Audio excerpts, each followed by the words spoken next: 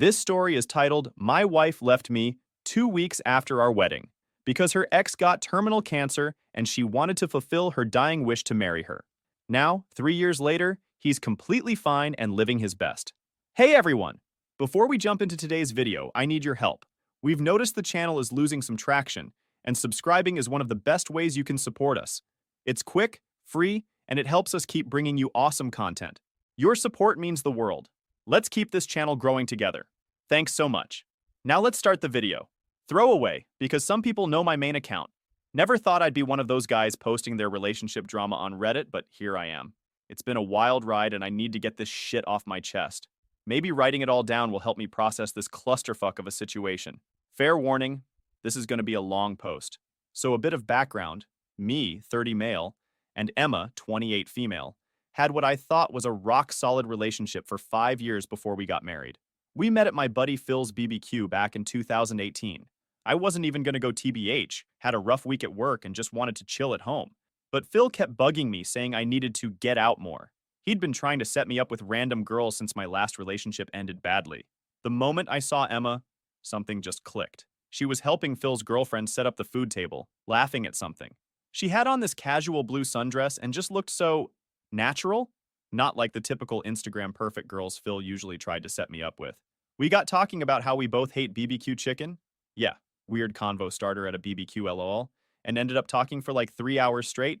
Just one of those convos that flows effortlessly. You know, after that, we were pretty much inseparable.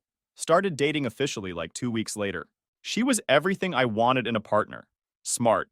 She's a pediatric nurse. Funny. Has this adorably weird sense of humor. Beautiful, but like naturally beautiful, not high maintenance. And we just clicked on every level. We had the same values, wanted the same things in life, even had the same stupid taste in reality TV shows. 90 Day Fiancé is our guilty pleasure LMAO. We never had those dramatic relationship problems you see on here all the time. No trust issues, no fights about dumb stuff. None of that BS. Sure, we had disagreements, but we always worked them out like adults. My buddies used to give me shit for being whipped. But honestly, I was just happy. Emma made me want to be a better person, as cheesy as that sounds. Fast forward to last year. I proposed during a hiking trip. She loves outdoor stuff. Almost fucked it up because I was so nervous I almost dropped the ring off the mountain lol. But she said yes, crying and laughing at the same time. We started planning the wedding right away. Emma had always dreamed of getting married at this historic vineyard, about an hour outside the city. Shit was expensive but seeing how happy it made her was worth every penny. The wedding was, man, it was perfect. And I'm not just saying that because I spent a small fortune on it. Seriously, why TF are weddings so expensive? The vineyard looked amazing, all decorated with lights and flowers. Emma looked absolutely stunning in her dress. I remember looking at Emma that night, watching her laugh with her bridesmaids, and thinking how fucking lucky I was. Like, this amazing woman actually chose to spend her life with me? It felt unreal. We had all these plans. Wanted to travel more, maybe buy a house in the suburbs next year, start trying for kids in a couple years. Emma even had names picked out already. She wanted to name our future son after her grandfather, which I was cool with. If someone had told me then what was about to happen, I would have laughed in their face. How could anything go wrong? We were solid. Or at least, I thought we were. So 2 months after we got back from our honeymoon in Greece, which was fucking amazing BTW, if you ever get the chance to visit Santorini, do it. Everything went to complete shit. It was a Friday night and I was at home grilling these fancy aged ribeyes I'd gotten from this bougie butcher shop downtown. Like $60 per steak expensive. Emma loves a good steak dinner, and I wanted to surprise her because she'd been working crazy shifts at the hospital lately. Emma was supposed to be home by 6, but she texted saying she was meeting her best friend Ashley for a quick coffee after work. Ashley's always been, well, let's just say she's not my favorite person. She's one of those people who's constantly stirring up drama and then acts innocent about it. But she was Emma's best friend since college, so I tried to be cool about it. By 8:30, the steaks were getting cold, and Emma still wasn't home. I was getting kind of annoyed and hungry AF, but figured they must have gotten caught up talking. Emma finally got home around 9, and the second she walked in, I knew something was wrong. She had this weird look on her face, kind of like when she has to tell parents bad news at the hospital. Didn't even notice the fancy dinner setup I'd made. She just said, "We need to talk," in this serious voice I'd never heard her use before. Not gonna lie, my first thought was, she was pregnant. We'd talked about waiting a couple years, but accidents happen, right? Honestly, I wish it had been that. What she told me next made me wish we were just having an unexpected baby. She sat down at our kitchen island and started telling me about her ex-boyfriend Mark. Now I knew about Mark. They'd dated for 3 years in college. Seemed pretty serious. Emma didn't talk about him much, but I knew they'd ended things because he took a job across the country and neither wanted to do long distance. Turns out Ashley, Emma's friend, had run into Mark's brother at the gym earlier that week. Mark had stage 4 glioblastoma, basically this super aggressive brain cancer. Doctors gave him maybe 6 months tops. Emma found out through Ashley and had apparently been texting with Mark since then. She showed me their messages, which BTW who TF keeps texting their ex when their spouse is at home making them dinner. There were dozens of them, going back and forth about his diagnosis, his treatment options, memories from their time together. While I was out dropping $120 on fancy steaks, my wife was having deep conversations with her dying ex.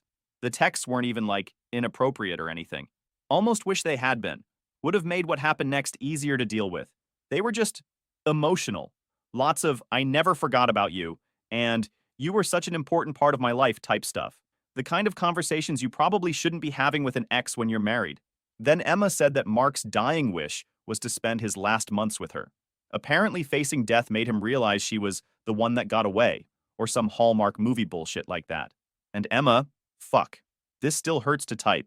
Emma told me she felt like she had to do this, like it was some kind of test from the universe or something. The worst part? Ashley had been encouraging this whole thing.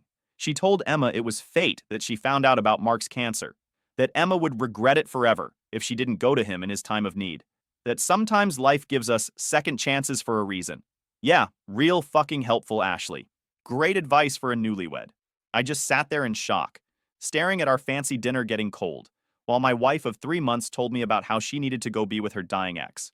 The same wife who'd been planning our future together just weeks ago, who still had a fucking suitcase in our bedroom that wasn't fully unpacked from our honeymoon. The thing that really got me was how Emma was talking about it, like it was some kind of noble sacrifice she had to make. Mark has no one else, she kept saying. His family is all on the East Coast. Convenient, right? He's all alone facing death. Meanwhile, I'm sitting there thinking, what about me? What about your husband, who you literally just promised to spend your life with? I asked her straight up if she still had feelings for Mark. She started crying. Emma's one of those people who cry when they're stressed. Usually I find it endearing, but at that moment it just pissed me off more. She said it wasn't about that. And this was bigger than our relationship. That Ashley had helped her see that this was something she needed to do to be able to live with herself. Oh yeah, let's talk about Ashley for a minute. This girl has been a thorn in my side since day one. She's one of those perpetually single friends who always has to be involved in everyone else's relationship. The type who posts inspirational quotes about following your heart on Instagram, but can't keep a relationship longer than 3 months. According to Emma, Ashley was the one who really pushed her into this whole thing. After running into Mark's brother, Ashley set up a chance meeting with Mark at their usual coffee spot. She'd been feeding Emma all this spiritual mumbo-jumbo about how the universe brings people back into our lives for a reason. And sometimes first loves are meant to be last loves, and other bullshit. I tried to be rational about it. Asked Emma if she'd seen any of Mark's medical records herself, if she'd talked to his doctors, if she'd even verified the diagnosis with his family. She got defensive, said she couldn't believe I was questioning something like this, that the Mark she knew would never lie about something so serious. The Mark she knew. Those words just kept echoing in my head. You want to know the most fucked up part? She actually expected me to be understanding about this. Like I should just be cool with my wife leaving me to go play nurse for her ex-boyfriend. She even suggested we could take a break while she helped Mark through his final journey. Her exact words, I shit you not. I lost it at that point. Told her marriage doesn't have a pause button, that she couldn't just put our life on hold while she went to fulfill some dying guy's romantic fantasy. Asked her how she'd feel if I left her for an ex who was dying. She said that was different, but couldn't explain how. The conversation went in circles for hours. Emma kept talking about karma and doing the right thing. I kept trying to make her see how insane this whole situation was.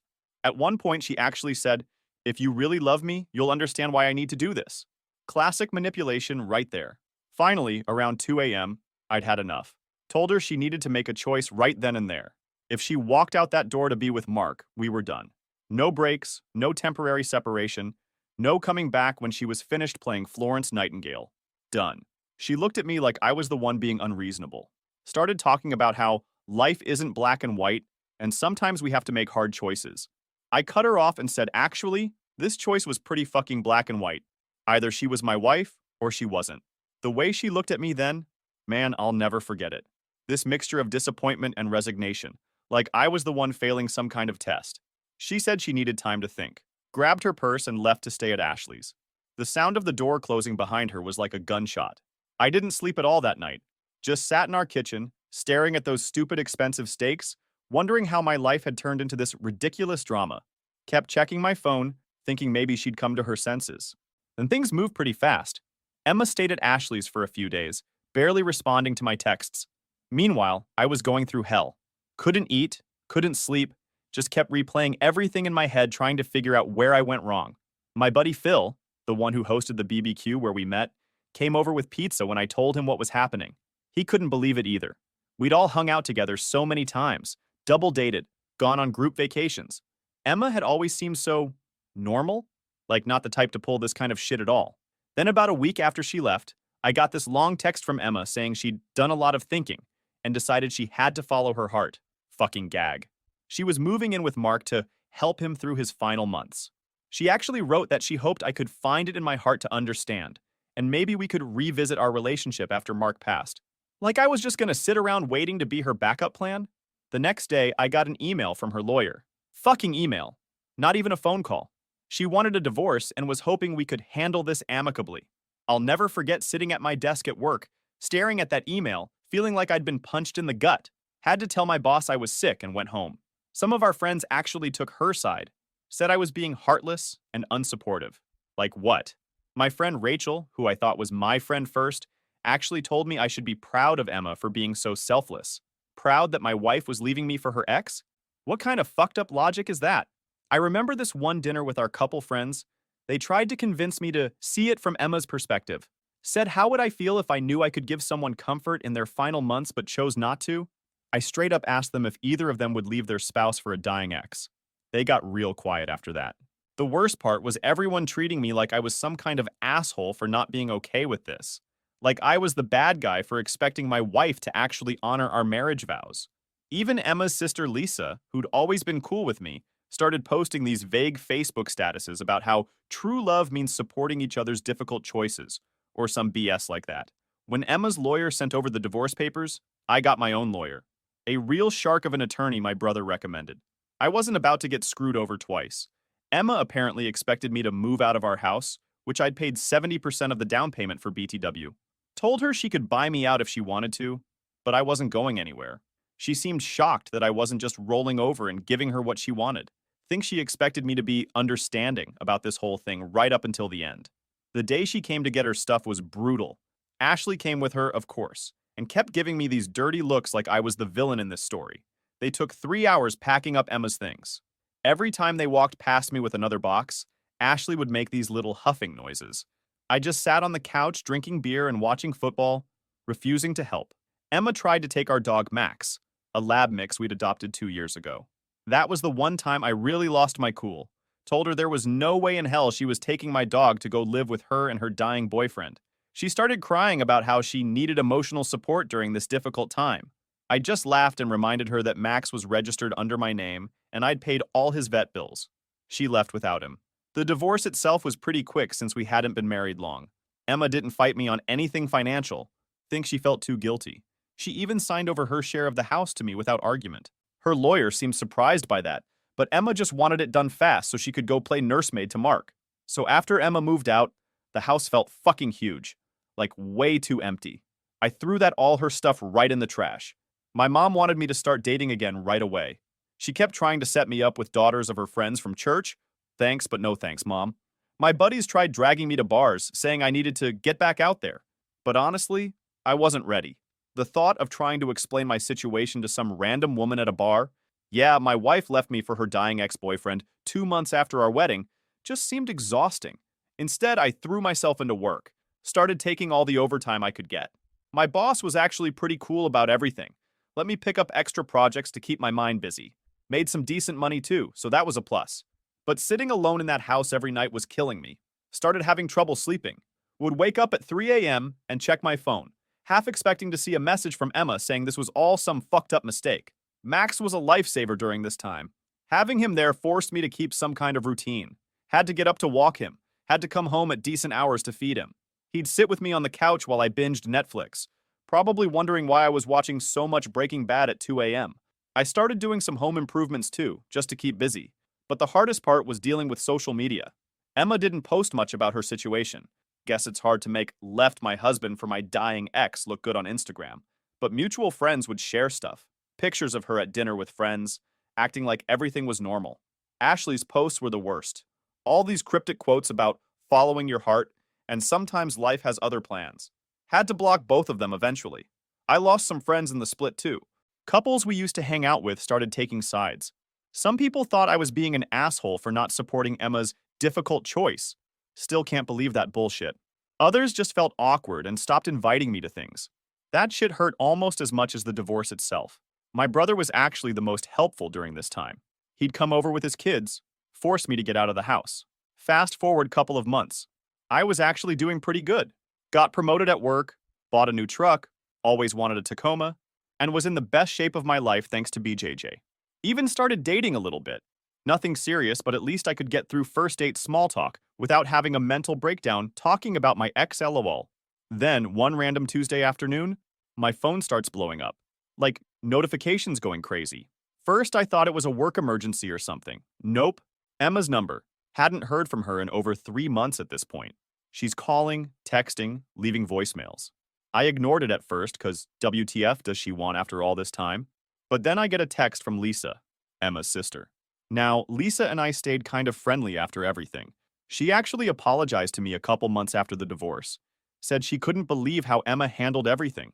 So when she texts saying I really need to hear what Emma has to say, I figure something serious must be up. Finally answer one of Emma's calls on my lunch break. She's hysterical. Like, can barely understand what she's saying through the crying. At first I thought maybe Mark had finally died. Yeah, I'm an asshole, whatever. But nah, this is so much better. Turns out Mark never had cancer. Never had any kind of cancer. The whole thing was a fucking lie.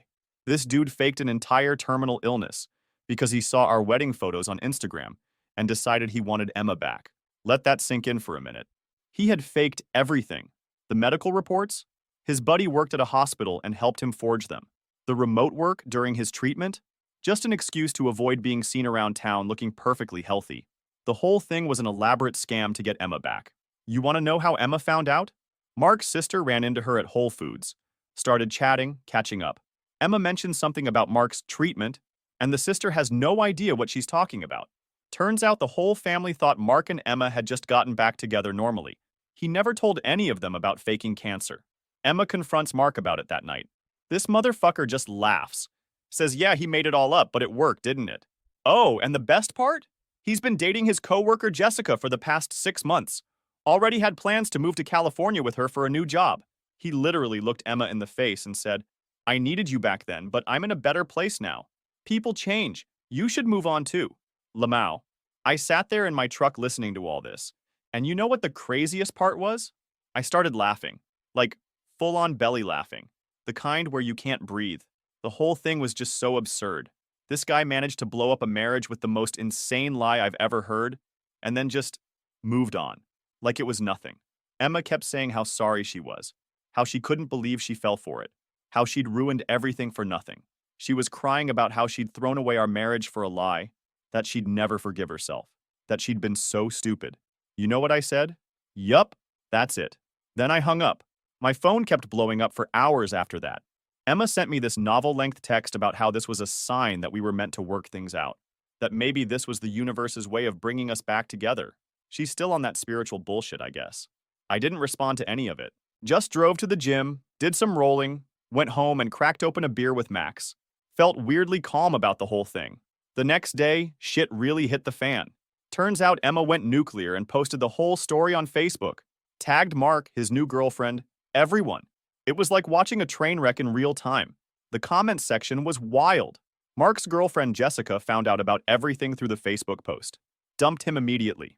His company found out he'd been lying about needing medical leave and fired him. His family was horrified. This dude literally destroyed his entire life just to get back at his ex. The karma was so perfect it almost felt scripted. But after the whole Facebook nuclear explosion, Emma went into full desperation mode. Started showing up at my work with coffee. She remembered my order, cool, I guess. Sending emails to my work account, even tried to get my mom to talk to me. Mom shut that down real quick. She never forgave Emma for what she did. After like a week of this, I finally agreed to meet her. Not because I wanted to reconcile or any of that BS, but honestly just to get her to stop harassing me and my family. Told her to meet me at this coffee shop downtown. Picked it because I knew it would be busy and she couldn't make a scene. The moment she walked in, I knew this was going to be rough. She looked rough, like she hadn't slept in days. Wearing one of my old hoodies that she must have kept after moving out. TF? Started crying the second she saw me. You guys want to know the first thing she said to me? You look good. Been working out? Like? My response. Yeah. Turns out getting abandoned by your wife is great motivation for the gym. She didn't appreciate that, but whatever. Then she launched into this whole rehearsed speech about how sorry she was, how she'd never forgive herself, how leaving me was the biggest mistake of her life. Said she thinks about me every day, still keeps pictures of us on her phone, blah, blah, blah. The whole time she's talking, I'm just sitting there thinking about how I need to pick up dog food on the way home. But here's the part that really got me. She tried to spin this whole thing as proof of how loyal Mark's lie proved she could be. Said it showed she was willing to sacrifice everything for someone she cared about. I almost spit out my coffee. I asked her straight up, if she was so loyal, why didn't she show that loyalty to her husband? Why didn't she at least verify Mark's story? Check his medical records? Talk to his doctors? She got all defensive, said she couldn't believe I was still questioning her intentions after everything. Then she said that maybe this was all meant to be, that Mark's lie was the universe's way of showing us how strong our love was, that we could start fresh now, stronger for having gone through this test. I lost it at that point. Told her our marriage wasn't some fucking cosmic test run. That real love doesn't mean abandoning your spouse for your ex. That loyalty isn't something you only show to people who are dying. She tried to grab my hand across the table. Bold move. I pulled back and said, you know what the worst part is? If Mark had actually been dying, you'd still be with him right now. You're only here because he turned out to be a liar. I'm still your backup plan. That hit her hard. Started doing that thing where she cries but tries to hide it by looking at the ceiling. She always did that during sad movies too. Said I was being cruel. I told her cruel was leaving your husband of 3 months for your ex without even questioning his story. Then she pulled out the big guns. Started talking about how we could go to couples counseling, how she'd spend the rest of her life making it up to me, how she'd prove she could be trusted again. Said she still had her wedding ring and wore it sometimes. Weird flex, but okay. You know what I did? Laughed.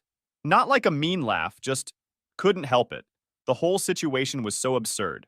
2 years ago, this woman destroyed me, and now she's sitting here thinking couples counseling could fix it?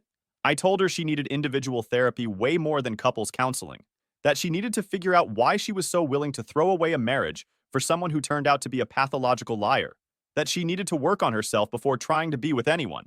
The conversation ended with her asking if there was any chance for us in the future. I said, Emma, the guy you married died the day you chose Mark. I'm someone else now. Then I got up and left. Got a text from her an hour later saying she'd wait for me and prove herself somehow. Left that shit on red. Went home, hugged my dog, and ordered a pizza. So it's been about 4 months since the whole Mark faking cancer shit show blew up. I was actually starting to feel good about life again. Started dating this awesome girl Amy from my gym. She teaches the morning kickboxing classes.